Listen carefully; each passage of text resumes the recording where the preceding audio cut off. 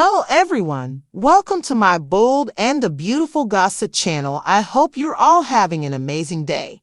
Before we dive into today's content, make sure to hit that subscribe button and show some love by giving this video a thumbs up. The activity got when Brooke strolled in on Trust and Carter. She plainly intruded on their office trickeries, and the two spent the remainder of the episode making sense of what was happening between them. They essentially said they can't put a mark on what they are yet. They're going gradually and seeing what creates. In the meantime, Brooke wanted to find out whether they were not kidding around. She got some information about Carter and Katie multiple times. However, generally, she needed to ensure they were finished. Carter said they were companions now, and that is all it presumably at any point was. Be that as it may, Trust and Carter encouraged Brooke not to inform anybody concerning this maturing relationship. Brooke concurred. In the chief's office, Steffi, Eric, and Edge talked about Carter's pitch. They couldn't really accept that he had such an intricate vision for Forrester. They generally felt they were a privately run company. Doing what Carter proposed would get such a large number of venture financiers, and they didn't need that. What Steffi needed to know was the reason now. For what reason did Carter release this pitch on them as of now? Her speculation. Trust was controlling Carter. Steffi called attention to how it wasn't so much that quite a while in the past that Carter was her ally. Furthermore, presently he's pushing for HCTF in your face. It must expectations do. At long last, Trust, Carter, and Brooke kept on discussing what Brooke saw when Steffi out of nowhere strolled in. She quickly needed to understand what they were referring to. Steffi wasn't playing. She needed to understand what Trust, Carter, and Brooke were discussing. They lied and said their discussion zeroed in on Carter's vision for the organization. Steffi needed to let him know she felt the thought was too enormous and not very Forrester. Furthermore, to understand what Edge and Eric thought, he'd need to converse with them. Additionally, she cautioned Carter about Trust and her manipulative ways. He answered by telling her he didn't have a feeble brain. Then, at that point, Steffi requested to converse with Trust alone. Steffi endeavored to get to the focal point of what was going on among Trust and Carter. She had no questions that Trust was utilizing Carter to assist with saving. Expect what's in store. In the interim, Edge and Eric were in total agreement with respect to Carter's great thought. They felt it was completely off base for Forrester.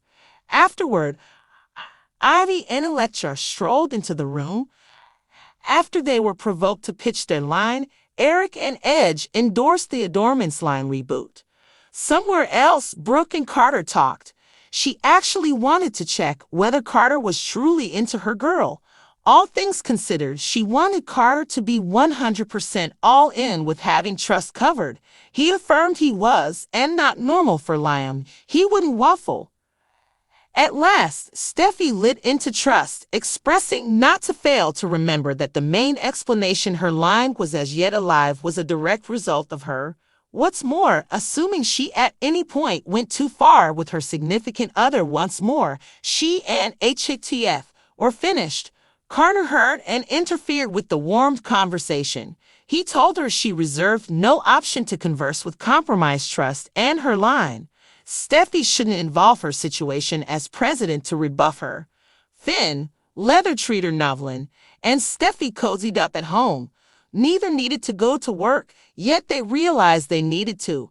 Prior to heading out in a different direction, they examined Steffi's issues working, to be specific expectation and Carter, and the reality she didn't figure they ought to do the gyms line. At the point when Steffi left for work, she unintentionally neglected to take her tablet. At FC, Trust and Carter were separated from everyone else in their office when he referenced that Brooke's room plans were in, and he investigated them. Trust obviously played with him and needed to advise him that he'd been reconsidering her in unmentionables. Afterward, Brooke strolled in on them and believed that then should recall where they were. They've previously had narrow escapes, and they had said they needed to stay quiet about their situationship. In the end, Carter chose to go converse with Edge about any choices made about his arrangement. In the meantime, Edge and Taylor discussed her wrecked heart disorder and how she was improving. She even visited Beauty for an exam. The specialist was glad to catch wind of the entire Kekra recuperating meeting they did. In their conversation, Carter interfered with them to inquire as to whether there was a choice about his thoughts. Edge was somewhat cautious at Carter's demand that this was how Forrester expected to develop. Edge felt they were at that point doing that, and that no choice had been made. They generally required chance to consider it since this was no joking matter. Carter trusted Edge had his side in this and discussed Steffi allowing private matters to disrupt everything. At last, Finn strolled into Trust's office with the tablet Steffi left at home. Obviously, Trust had pursued the choice to change into one of Brooke's room plans. Thinking she planned to astonish Carter, she was hella amazed when it was Finn, all things being equal. The cumbersomeness deteriorated when she stumbled into Finn's hesitant arms. Right at that point, Steffi strolled in and saw Trust in undergarments in Finn's arms. She promptly hollered, "Trust, you get off my better half at the present time." Steffi needed to understand what on earth Trust was thinking, and after Finn left to go to work, Steffi requested to realize what was happening. Trust attempted to make sense of that she wasn't dressed like this for Finn. However, she remained quiet when Steffi needed a name. That was all Trust expected to do, and she said nothing. So Steffi terminated her. Shala properly spruced up like a witch for Halloween, and she figured out how to go above and beyond, and she decked Il Giardino out. Minister seriously hated it as she was, yet he obliged it on the grounds that, as far as one might be concerned, transforming it was past the point of no return. Carter came over for some pizza, and Elder had an opportunity to converse with him about how Carter had his little girl's back. He valued that someone at Forrester remained by Trust. Back at Forrester, Brooke and Taylor talked about Trust and Steffi being on inverse sides. The fact that Carter had Trust's back fulfills Brooke. Taylor contended Trust's side of things and raised Trust kissing Finn, which was the reason Steffi have no faith in Trust by any means. Brooke guaranteed them that nothing among Trust and Finn would reoccur. Yet again, Taylor and Edge were distant from everyone else when Steffi see Finn and let them know what had occurred among Trust and Finn. She likewise let them know that she terminated Trust and that she trusted her father would back her on this. Trust was wearing her customary work outfit again when Katie strolled in. In the wake of let her auntie know what had occurred, Katie told her she'd have her covered. She didn't figure Edge would endorse this terminating. However, she would start the ball rolling in a good direction for her niece. In the interim, Carter went to Eric so they could examine his thoughts for the fate of Forrester. Eric valued all that Carter did to prepare this pitch, all the exploration he had done. He noticed that to get this all going, Forrester would need to take out credits, which would imply that Forrester would be in the red out of the blue, and that won't occur on Eric's watch. So it was a no for him.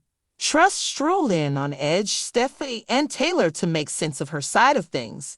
She said it wasn't what Steffi thought it was. All things considered, how is it that she could have realized that Finn was in any event going to be there at that particular time? Sadly, Trust didn't explain things by making sense of why she truly spruced up in undergarments in the workplace. She comprehended how it sounded, yet Steffi said she would agree that anything to save her line, including telling a blatant lie. Steffi cautioned Trust again and again. Also, she knew the outcomes if something different ought to occur. They were done supporting HCTF, and this supposed young lady expected to go on the grounds that she was a phony and a cheat. Edge and Taylor watched Steffi call Trust what Stickney called Brooke such a long time ago, another scum the valley. Steffi needed Trust out now and said they would send her things. Before Charlie and irregular Forrester workers unexpectedly in the corridor, Trust pronounced that she was so glad to be a Logan and that was something even Stephanie acknowledged eventually. Edge advised her to go, so Trust made the stroll of disgrace to the lift. Steffi said thanks to Edge for supporting her. His look read that he realized he would have been in a difficult situation with Brooke in the near future. Then Trust surged outside, where Carter, in a convertible, pulled up, halted, and afterward got out, needing to realize what had occurred. Trust let him know she was terminated and requested that he kindly remove her. Could they share a kiss? Carter took a gander at the Forrester manifestation signage and said, "They're not pulling off this."